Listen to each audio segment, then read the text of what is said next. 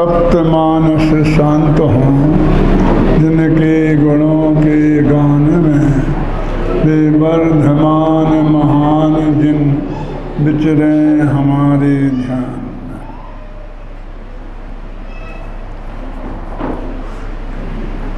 कल अपन में एक बात आए थे कि हमारे 2400 तीर्थंकर जब आत्मा से परमात्मा बने तब वो क्या कर रहे थे। तो हम सब कहते हैं आत्मा का ध्यान कर रहे थे। तो आत्मा के ध्यान में क्या कर रहे थे? हमारे शास्त्रों में भी लिखा है, विद्वान भी बताते हैं, साधु संत भी बताते हैं कि उन्होंने घोर तपश्चर्या की। और घोर तपश्चर्या से हमारे दिमाग में जो कल्पना खड़ी होती है वो 6 महीने के उपवास किए और जैसे बाहुबली खड़े रहे धूप में, सर्दी में, गर्मी में, बस ये बातें हमारी समझ में घोर तपश्चर्या के रूप में आती हैं। लेकिन हमारे शास्त्रों को गहराई से हम पढ़ें तो ये घोर तपस्याएं करने के बाद, कल बाहुबली की बात अपन ने की थी, अपनी तरफ से नहीं, कुंद कुंद की तरफ से। अष्टपहड़ में मूल गाथा में उनने लिखा है कि 1 बरस तक खड़े रहे वो घोर तपस्या करते हुए और कुछ नहीं हुआ। और उन्हीं के भाई भरत घर में राज्य करते रहे, आराम से भोजन किया, फिर गए तो जंगल में दीक्षा ले ली, केसरोंच किया, नग्न दिगंबर हुए और ध्यान में बैठे तो अंतर मुहूर्त में केवल ज्ञान की प्राप्ति हो। अब घोर तपश्चर्या क्या है? और बेचारे बाहुबली को क्यों कोसते हैं? वो तो 1 ही साल तक खड़े रहे, उनके सगे बाप तो 1000 वर्ष तक घूमते रहे। उनने भी तो घोर तपश्चर्या की थी। 6 महीने के तो उपवास किए थे और 7 महीना और 13 दिन तक खाना नहीं मिला था। ऐसे 13 महीना और कुछ दिन तक निकल गए थे। ये सब अपन ने पढ़ा है ना, कुछ नहीं होगा।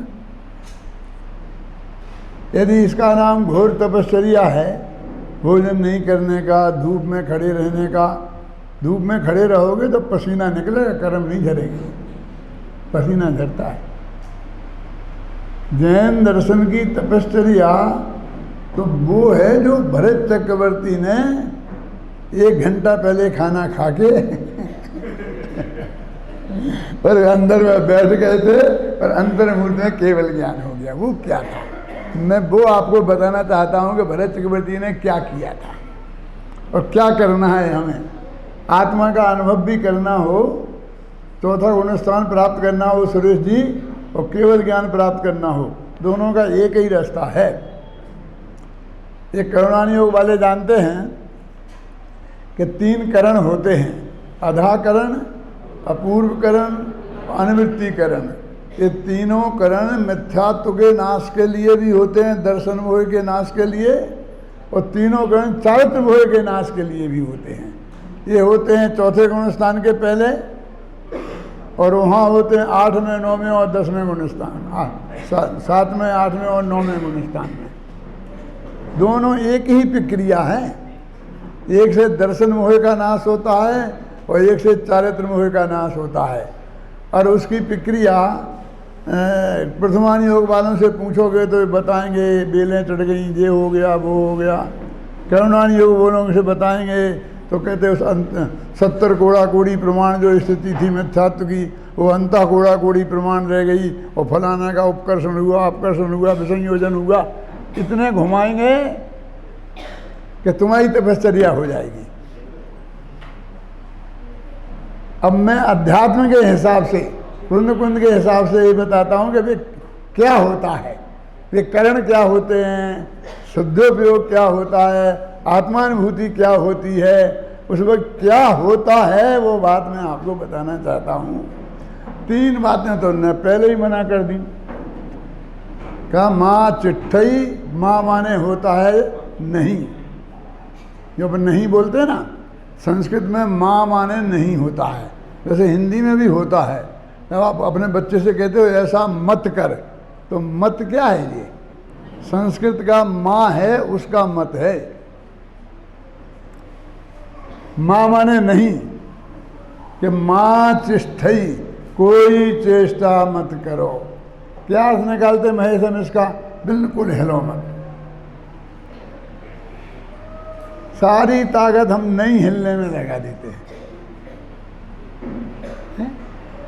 लेकिन हमारे शास्त्रों में तो लिखा है कि एक मुनिराज को उसके पूर्व भम के बैरी ने उठा के ले गया और आकाश में ऐसा गेंद जैसा उछाल दिया।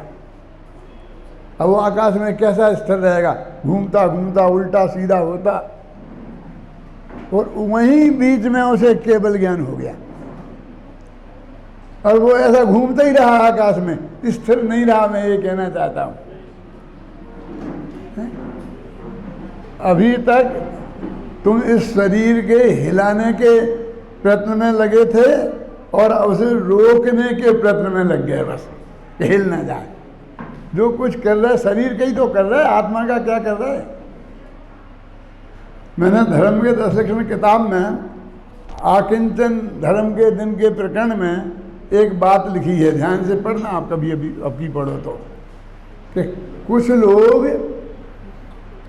परिग्रह जोड़ने में तन्मय हैं, दिन रात अपना परिग्रह जोड़ने में लगा रहे हैं, और कुछ लोग उसे छोड़ने के चक्कर में लग रहे हैं।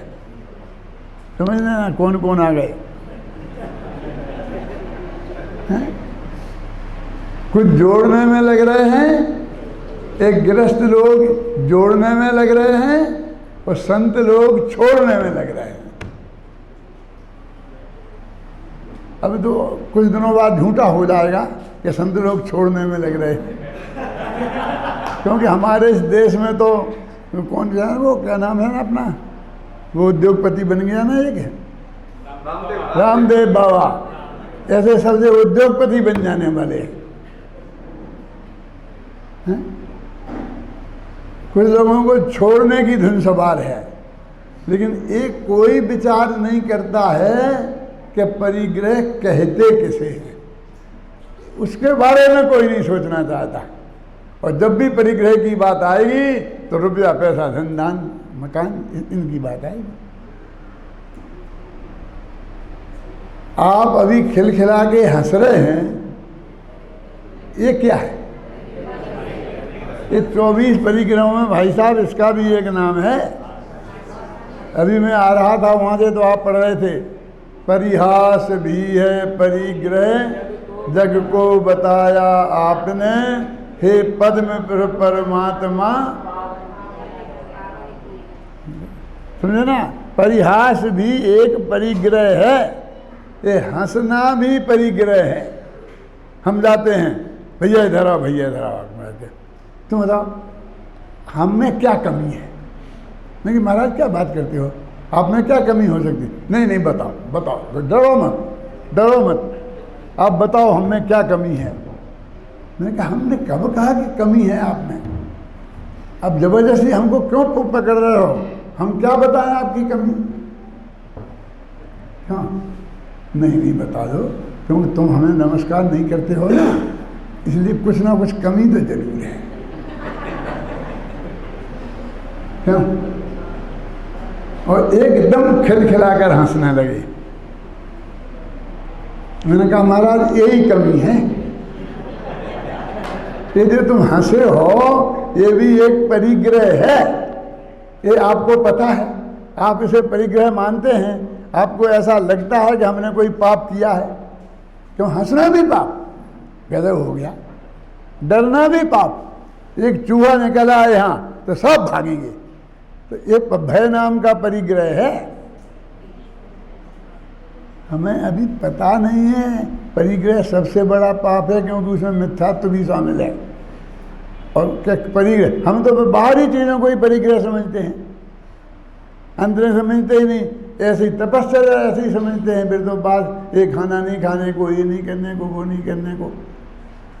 अंतरंग में जो कर्मों का नाश होता है, मैंने वो अभी जो लिखा है ना उसमें क्या लिखे थे शुरू शुरू में? नित्या प्रकंपाद बुध कैबलौघा स्मरण मना परे शुद्ध बोधा। तो उसका जो हिंदी अनुवाद किया, हिंदी में लिखा है, उसमें मैंने एक पंक्ति डाली है कि ये मुनिराज आत्मा के ध्यान में मगन हैं, ये निधियाँ प्राप्त होने से उन्हें क्या लाभ हुआ।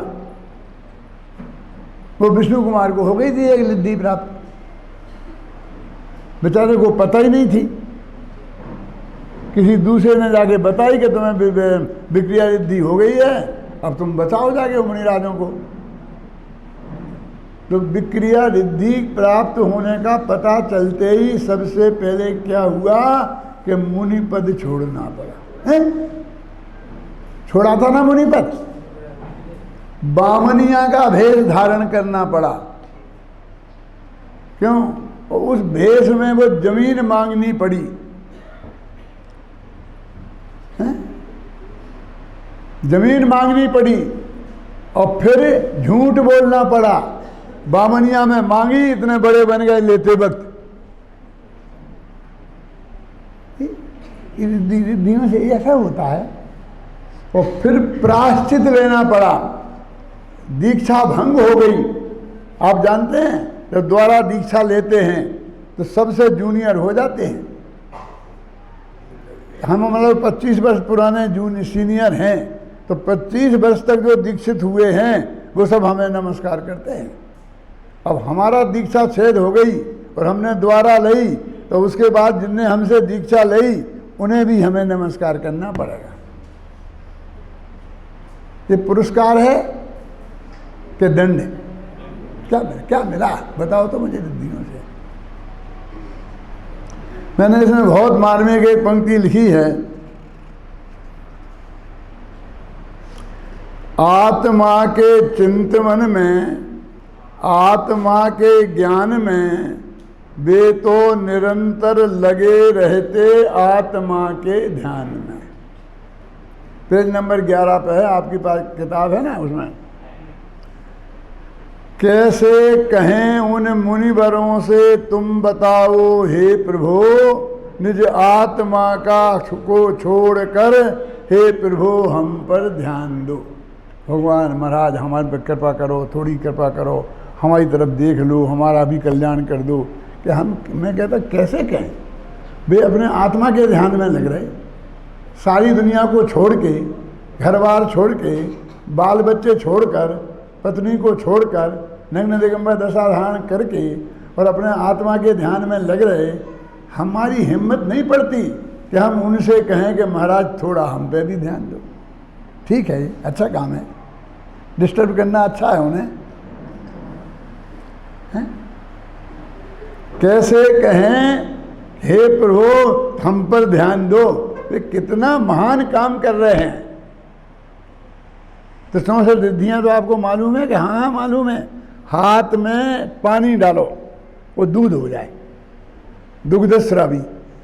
हाथ में मुनिराजों के पानी डालो और घी हो जाए, घृतस्रावी। नाम सुने? सब सुने हैं। ऐसी ऐसी रिद्धियाँ होती हैं। ये घी हो जाए, दूध हो जाए, ऐसी रिद्धियाँ तो आपको पता है। लेकिन मैं एक आध का नाम बताऊं, आपको बताना नहीं है, लेकिन सिर्फ ये बताना है कि आप मैं सही बोल रहा हूं कि झूठ।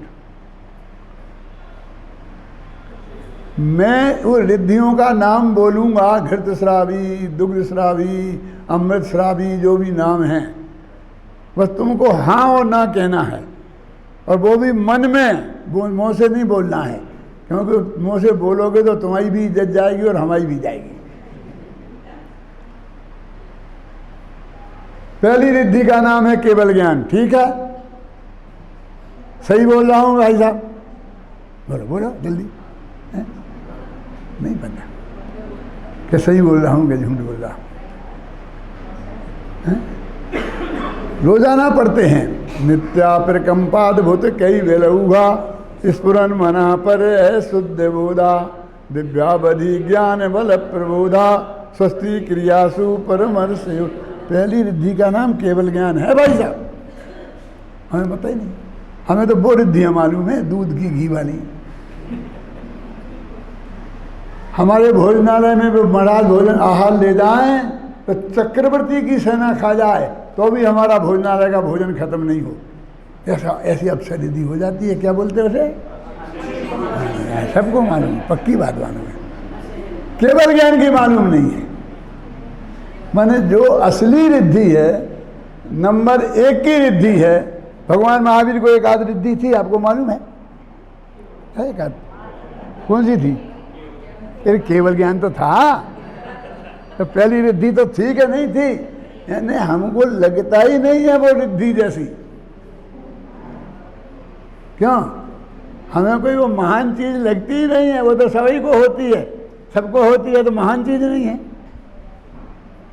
ऐसे ही मैं कहता हूँ, मैं किसी का अपमान नहीं करना चाहता, लेकिन जितने लोग सामायिक करते हैं, आप सब लोग, मैं सबसे कहना चाहता हूँ अपने मन में ही जवाब देना कि आप सामायिक में क्या करते हैं। अब मैं नहीं पूछूंगा, मैं बताऊंगा कि ये करते हैं तो सिर्फ आपको राइट का निशान लगाना है कि रोंग का निशान लगाना है, क्रॉस करना है। आजकल ऐसी परीक्षा होने लग गई है ना। क्यों? देखो, अभी मैं पहले थोड़ी क्लास लेता हूँ उसकी, जिसमें आपको पता लग जाए। क्या? माँ चिट्ठई कि कोई चेष्टा मत करो, माँ जंपई कोई बोलो मत, और माँ चिंतई कुछ सोचो मत। तो 3 बातों का तो निषेध हो गया। अब मैं आप पूछता हूँ, सामायिक में आप क्या करते हैं? ध्यान में आप क्या करते हैं?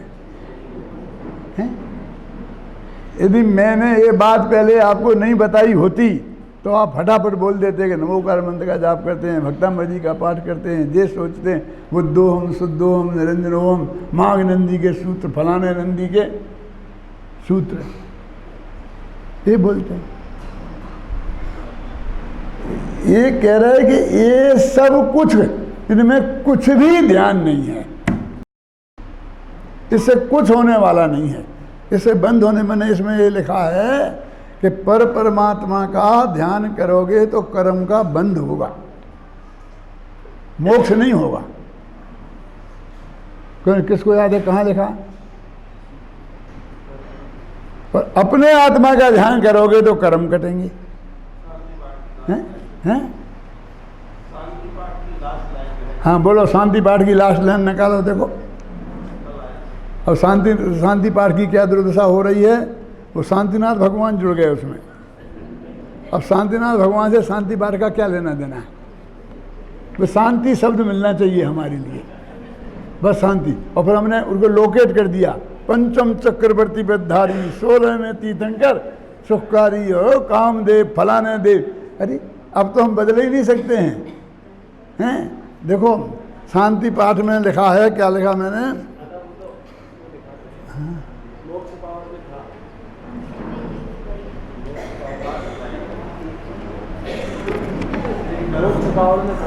पर मोक्ष पावर में था क्या?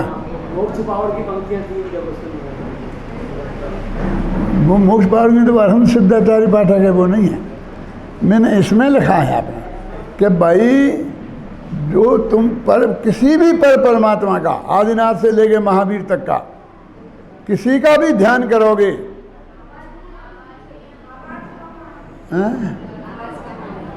बहुत तुम बता रहे, बहुत लोग बता रहे हैं, लेकिन दुर्भाग्य की बात मैं कम सुनता हूँ। हाँ, दुर्भाग्य की बात मैं सुनता नहीं हूँ, बस सुनाता हूँ, सुनता नहीं। और एक बात और सबको बता दूँ कि यदि आप 2 जने एक साथ बोलेंगे तो मेरी समझ में कुछ नहीं आएगा। 1 जने बोलेंगे वो बिल्कुल शांति होगी तो सब आएगा समझ में। और आप तो सब एक साथ बोलते हैं कि उससे पुण्य बंद होता है, उससे कर्म कटते नहीं हैं, कर्म बंद होता है। और अपने आत्मा का ध्यान करने से कर्म कटते हैं। बोलो तो मैं क्यों फिर दूसरे परमात्मा का ध्यान करूं? ऐसा लिखा है। वो पूजन लिखी ना अभी अपन ने, कौन सी काय की लिखी? अभी लेटेस्ट में शायद इसी भाव पहाड़ में, भाव पहाड़ की जयमाला में है ना, निकालो।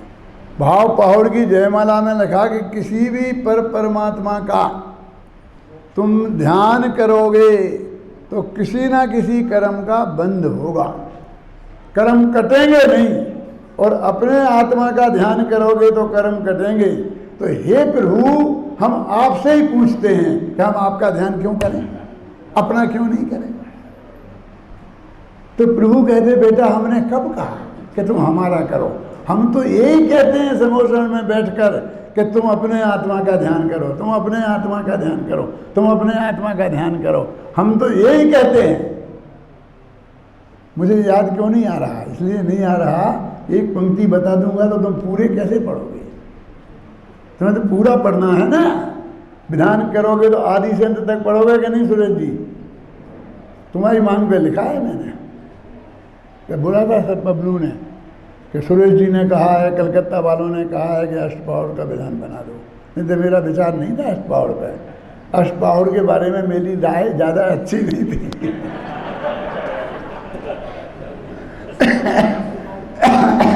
अब तो अच्छी हो गई, पढ़ने के बाद गहराई से मैंने पढ़ा तो बहुत बदल गई रहा है। लेकिन उस वक्त जब मेरे पास संदेश आया था तब मुझे राय अच्छी नहीं थी, इसने हानि भरा था मैंने कि अब सोचो, उन्हें केवल ज्ञान हुआ ना तो वे किसी दूसरे परमात्मा का ध्यान नहीं कर रहे थे।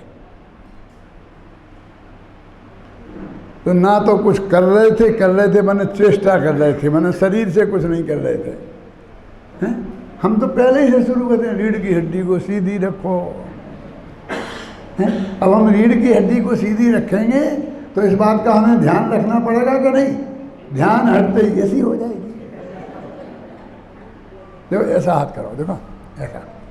अब इस पर ध्यान रखोगे तो ऐसा रहेगा, इस पर ध्यान नहीं रहेगा तो ये ऐसा गिर जाएगा। हमारे तीर्थंकर जब ध्यान में खड़े होते हैं तो ऐसे हाथ करके नहीं होते। क्यों? क्योंकि स्थिर नहीं रह सकते, तो नीचे को करते हैं। कहाँ को जाएंगे बोलो? इन पे से उपयोग भी हट जाएगा तो हाथ कहाँ जाएंगे? समझ गए ना? ऐसे इसलिए जब उनका उपयोग, शरीर भी तो पर है ना, पर परमात्मा पे नहीं, अपने शरीर पे काय की चेष्टा पे नहीं, अपनी वाणी पर नहीं। बोलो मत और सोचो मत। अब क्या कर रहे थे? सोचो बस, अब बताइए। और आपने ये सब बंद करके कुछ किया है? सामायिक के नाम पर जो आपने ध्यान किया उसमें कुछ किया है? ये ध्यान की क्लासें लगते हैं। मैं गया था आचार्य तुलसी जी के पास जब वे जिंदा थे, और महाप्रज्ञ जी भी थे। और हमने उनसे पूछा कि महाराज हम ये जानना चाहते हैं कि आपका प्रेक्षा ध्यान कहाँ कौन से शास्त्र में है? अनुप्रेक्षा तो है, हमारे यहाँ प्रेक्षा नहीं है। और महावीर ने ये ध्यान कराया था किसी को। महावीर से लेकर अभी इस पंचम काल के इस तारीख तक कहीं ध्यान की क्लासें लगी हैं? ज्ञान की क्लासें तो समोसरण भी ज्ञान की क्लास है, और वहाँ से निरंतर लगते हैं। ज्ञान के शिविर तो लगते हैं, ध्यान के शिविर नहीं लगते। ध्यान तो एकांत की चीज़ है, कोई बगल में नहीं बैठना चाहिए। ध्यान करने के लिए हमारे मुनिराज, हमारे तीर्थंकर पर्वत की उस चोटी पे जाके ध्यान किया कि जहाँ बगल में कोई दूसरा बैठ ही नहीं सके। ऐसी जगह पे क्यों गए? थोड़ी अच्छी चौड़ी जगह होती तो 10-20 आदमी आ जाते साथ में, ठीक रहता ना अजय प्रसाद जी? कि बगल में एक आदमी बैठता तो माथा खाता, ना हमें ध्यान करने देता ना वो खुद ध्यान करता। इसलिए उनने ऐसी जगह चुनी कि बगल में कोई आदमी नहीं बैठ सके, गाय भैंस भी नहीं बैठ सके। मक्खी मच्छर, क्यों? मक्खी मच्छरों से क्या डर था? काटते हैं ना। अरे काटने का नहीं, बहुत कड़क धूप होगी तो मच्छरों को भी तो धूप लगती है। जोर की आंधी चलेगी तो भी मच्छर भग जाते हैं। आप पंखा चला देते हो, मच्छर गए। तो काय के लिए बैठे हुए हैं? हमें किसी दूसरे का साथ नहीं चाहिए, हमें किसी को अपने ज्ञान में भी नहीं रखना है, ज्ञान का भी गेय नहीं बनाना है। वे हमारे जानने में आए, हमको इसकी भी कोई तमन्ना नहीं। हमारा हम है और हमारा आत्मा है, जानने वाले भी हम और जानने में आने वाले भी हम। कुछ करो मत, बोलो मत, सोचो मत। अच्छा, तो अब आप बताओ क्या करें? हम कह रहे हैं कि करो करो करो नहीं, और वो करो की भाषा ही आती है उसे, दूसरी भाषा ही नहीं आती है। मेरे एक मित्र थे इंदौर में, बहुत पुरानी बात है, 52 साल पुरानी बात। तो एक दिन मेरे से बोले, वो सच्ची बात है, नाम भी मुझे याद है, लेकिन स्वर्गवास हो गया तो न बताने से फायदा नहीं है। परमात्मा तुम जानते हो ना, तो मेरे से मैंने कहा कि पंडित जी आपके पास 2000 रुपये होंगे? मैं कहा नहीं है, भाग्य से नहीं थे मेरे पास। जब 2000 रुपये भी नहीं थे, घबराना नहीं, तो मैंने मना कर दिया। दोस्त थे वे मेरे अच्छे। तो मालूम उन्होंने मुझे क्या कहा, तुम्हें 10-20 हज़ार की ज़रूरत पड़े तो मेरे से ले लेना। मैंने मना किया तो उनने मेरे से कहा कि तुम्हें 10-20 हज़ार की ज़रूरत पड़े तो मेरे से ले लेना। मैं कहा सुनो भाई साहब, ऐसा नहीं हो सकता कि आप मेरे से नहीं मांगे, मैं आपसे नहीं मांगूं। ये मांगने का धंधा क्यों रखना, ये रखना ही क्यों? आप मुझे नहीं दें, मैं आपको नहीं दूं, इसमें हमारी दोस्ती रह सकती कि नहीं, ये बताओ तुम तो। कोई किसी से मांगे नहीं, लेवे नहीं, देवे नहीं, हैं? रूखी दोस्ती रह सकती प्रकाश जी के नहीं? अरे मांगने में तो टूट जाती है।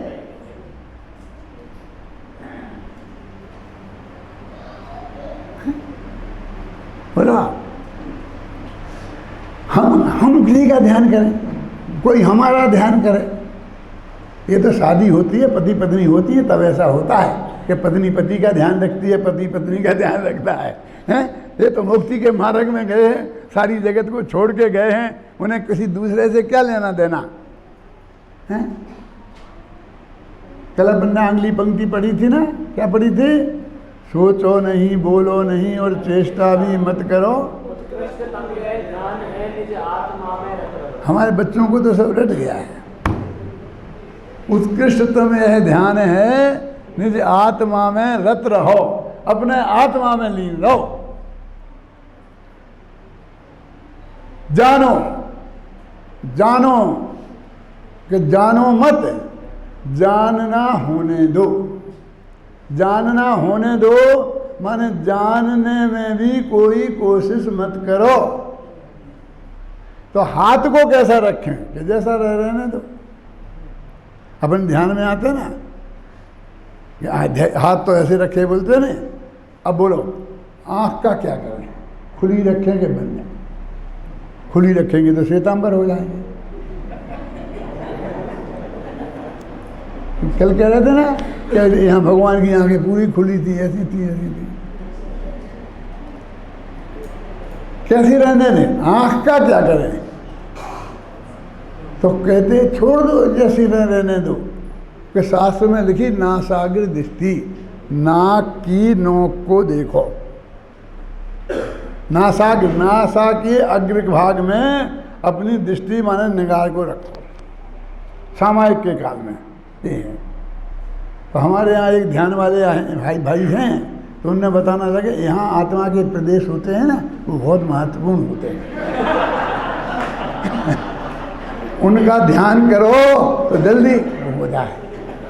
मैंने कहा भैया आत्मा के प्रदेश ऐसे 24 घंटा घूमते रहते हैं, बहुत तेज रफ्तार से ऐसे 24 घंटा घूमते रहते हैं। ये कहाँ लिखा? तत्वासूत्र की एक टीका है पंडित फूलचंद जी सिद्धांत शास्त्री की, उसके अंत में कुछ प्रश्नोत्तर लिखे हुए हैं, 59 प्रश्नोत्तर। और उनमें एक प्रश्न ये किया है कि अपना जो चक्षु इंद्रिय वर्ण कर्म का संयोगसम कहाँ होता है आत्मा में? जहाँ आत्मा में प्रदेश है ना, इन्हीं प्रदेशों में होता है कि सब में होता है? क्या प्रश्न समझ में आया ना? क्योंकि दिखता तो सिर्फ यहाँ से है, यदि यहाँ भी संयोगसम होता है तो यहाँ से दिखना चाहिए, आँख नहीं है इसलिए। ऐसा कर्म के क्षय की ऐसी व्यवस्था नहीं है। होगा तो सर्वांग होगा असंख्य प्रदेशों में, और नहीं होगा तो नहीं होगा। क्यों? तो उनने लिखा उसमें कि धबल में लिखा है कि ऐसे प्रदेश घूमते रहते हैं, घूमते रहते हैं, घूमते रहते हैं। तो यहाँ के प्रदेश इधर पैर में चले गए, पैर की आँख में आ गए। अब वहाँ तो क्षयोग समय है नहीं, आँख खुली रहेगी तो भी नहीं दिखेगा। लेकिन ऐसा नहीं होता सबे। तो मैंने उनसे समझाया, उन्हें इतना ही पता नहीं है कि नाक के प्रदेशों में देखोगे तो आत्मा का ध्यान है वो। मैं कहा नाक दर्शन होगा, आत्म दर्शन नहीं होगा। तो फिर क्यों नासाग्र दृष्टि क्यों लिखी? अरे ये तो इसलिए बता रहे, होती है इसलिए लिखी। होती क्यों है? अब आँख को ना आप खुली रखो, ना आप बंद करो, छोड़ दो वैसी, कुछ मत करो आँख का, अपना उपयोग वहाँ से हटा लो, तो गारंटी से आँख की नासाग्र दृष्टि होगी। वे कहीं नहीं रखते हैं इसलिए नासाग्र दृष्टि होती है। परमात्मा समझ में आएगा। अब सुनो कि आत्मा का ध्यान करना है तो दृष्टि तो ऐसा रखो। यहाँ तो किवाड़ है ना, तो आप बंद कर सकते हैं, खोल सकते हैं। कान का क्या करें? आवाज़ें तो आएंगी, हमारे पास ऐसा कोई किवाड़ नहीं है जो लगा दें बंद कर दें। नाक का क्या करें? सांस तो लेनी पड़ेगी, उसके साथ गंध तो जाएगी, तो गंध का भी ज्ञान होगा, हवा का भी ज्ञान होगा, आवाज़ का भी ज्ञान होगा। उसका क्या करेंगे? आत्मा का ज्ञान करना है तो अरे भाई साहब आप चिंता मत करो, इनका कुछ मत करो, ना आँख का, ना कान का, ना नाक का। ये तो शरीर के अंग हैं, ये तो परद्रव्य की क्रिया है, तुम कर भी नहीं सकते, आज तक की नहीं, तो फिर आत्मा पे आप ध्यान को कैसे ले जाएं? कभी कभी ऐसा नहीं होता है कि तुम अपने घर में बैठे होते हो और किसी बात को सोच रहे होते हो, कोई प्रॉब्लम आ गई घर की, सामने से बारात निकल जाती है गाजे बाजे के साथ, और तुमसे आगे कोई पूछे कि यहाँ से बारात निकली थी, कि मुझे पता नहीं। होता है? देखो ये कुछ बंद नहीं किया था उसने, सामायिक जैसी आंखें बंद नहीं की थी, खोली नहीं थी, और पता नहीं चला है? अब यदि यहाँ बाहर बाजे बजने लग जाएं तो अभी क्या होगा? कुछ लोग दौड़ के उठ के जाएंगे, देखिए क्या है क्या है क्या है। इतना बढ़िया प्रवचन चल रहा है, आत्मा के दर्शन कैसे होते हैं इस बात का, दौड़ के वहाँ देखने जाएंगे इसे छोड़ के। कुछ लोग कहेंगे अभी जाएंगे बाहर तो पंडित जी टोकेंगे, इसलिए जाएंगे तो नहीं, पड़ोसी से कहेंगे क्या बात है क्या बात है,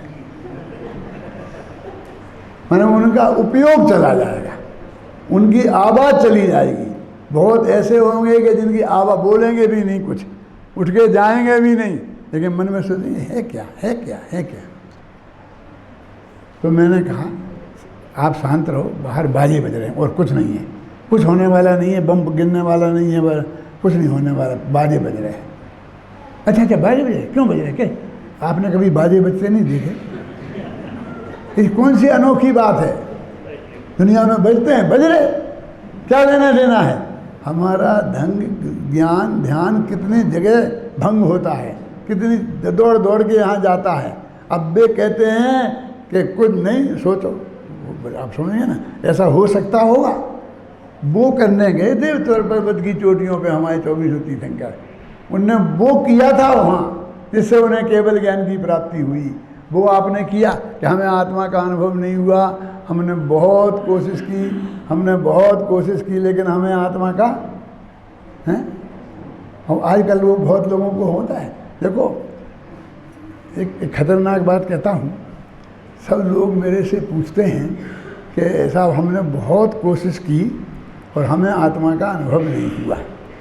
रोजीना 2 घंटा सुबह 2 घंटा शाम को बैठते हैं, फिर हमें नहीं हुआ, कोशिश करी बहुत, अच्छा कोशिश करी, और कुछ लोग कहते हैं हमें हो गया। समझना, अब खतरनाक बात है। सचमुच बात तो उन्हें भी नहीं हुआ है। अब क्या कब तक ना करें? बड़े पंडित जी के बड़े पंडित जी कहलाने लग गए, अब कब तक मना करें सुरेश जी के नहीं हुआ? तो वे कहते थे हाँ हो गया, अभी झूठ बोलते हैं। घबराना नहीं, कोई एक आध आदमी को सचमुच हो गया हो तो उससे मैं पहले ही माफ़ी मांग लेता है।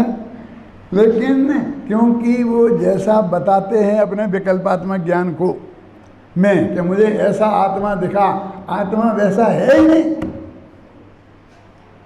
सच्ची घटना है, करीब 45 साल पुरानी।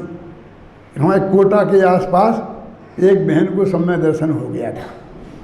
गुजरात में तो बहुत हो जाता है, हमारे यहाँ तो रेयर रेयर होता है कभी कभी। और उसमें प्रचार था कि उन्हें आत्मा का अनुभव हो गया है, समय दर्शन हो गया है।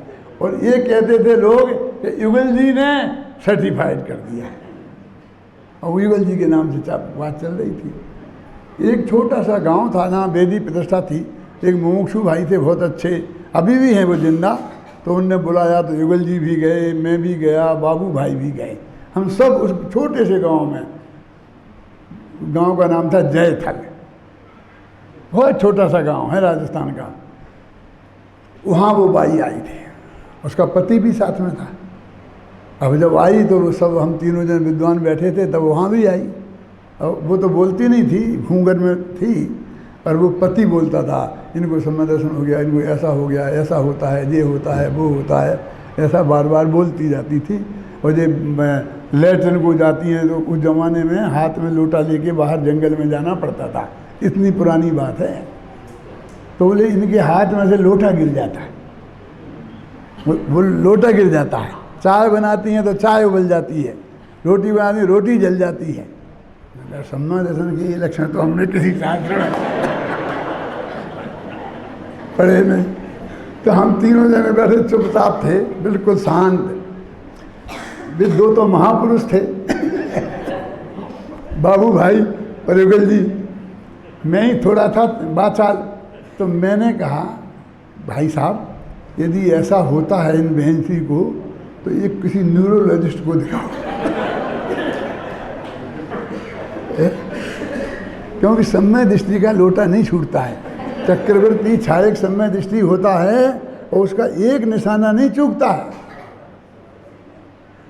युद्ध के मैदान में लड़ता है, कितनी दूर से क्या क्या करता है, कुछ भी डिस्टरबेंस नहीं होता उसकी लाइफ में।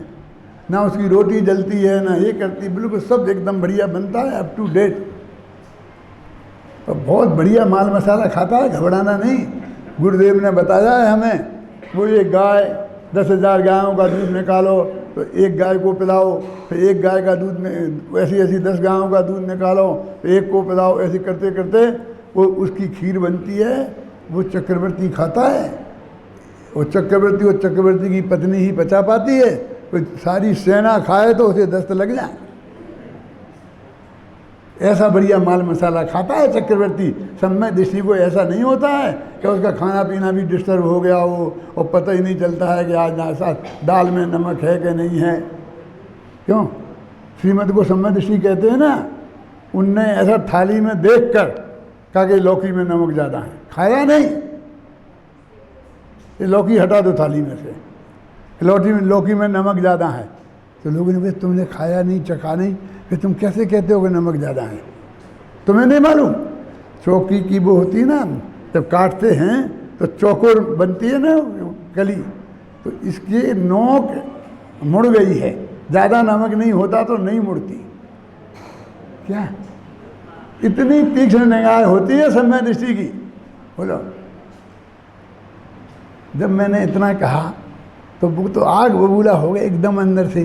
वो महिला जो घूंघट में बैठी थी ना, वो बोल ही नहीं रही थी अभी तक, उसके पति देव बोल रहे थे, अब वो बोली पंडित जी एक मेरा प्रश्न है। मैंने कहा पूछो। बोली कोई मिथ्या दृष्टि समय दृष्टि को पहचान सकता है?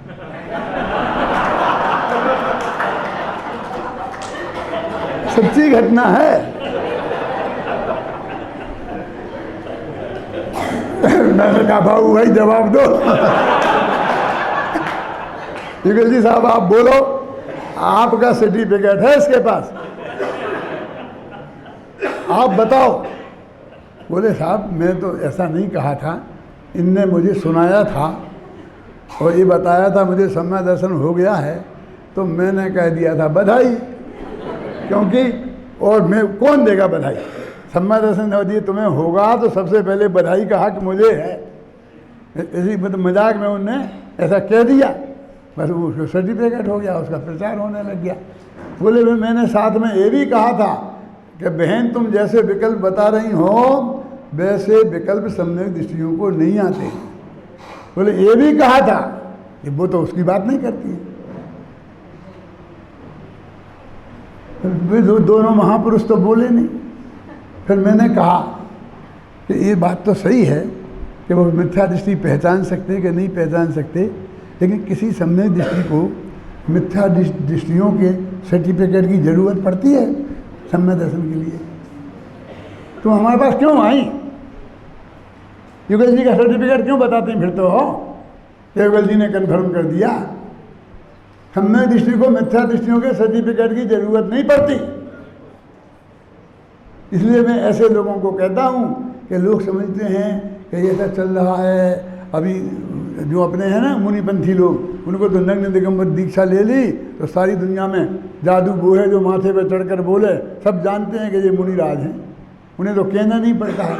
और हमें दिक्कत है, यदि हमको कुछ अपने धर्म में ऊंचे बनना है और स्वाध्याय करना नहीं है, पढ़ना लिखना है नहीं है, तो हमें फिर वो कहना पड़ता है कि हमें सम्यक दर्शन हो गया है। हमारी दुकान उसी से चलती है।